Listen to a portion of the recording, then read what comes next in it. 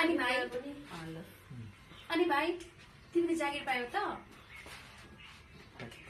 पाउनु चाहिँ पाएको कि मैले रिजेक्ट गरेर आएको नि।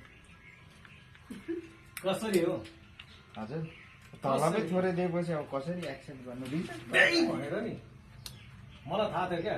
कति करोड भइहाल्छ त भन्ने बित्तिकै पाइन्छ जागिर। चुप लाग्नु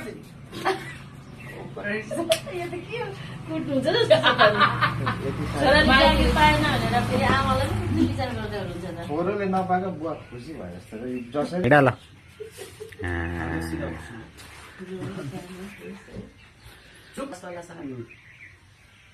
अलि पिसी लानुपर्छ ल लिए ल किरण लिए है मैले ल ल ल आर्टिस्ट मोडमा ल क्यामेरा रोलिङ एक्सन।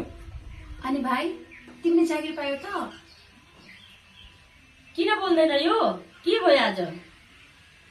यता नहेर्नु ल तपाईँले आमालाई बोल्दै हेरिराख्नु ल आर्टिस्ट मोडमा ल भान्जाले उता हेर्नुहोस् है आर्टिस्ट मोड क्यामेरा रोलिङ एक्सन।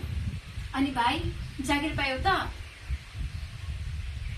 किन बोल्दैन यो कहाँ गइस्? जागिर चाहिँ पाएँ कि आमा तर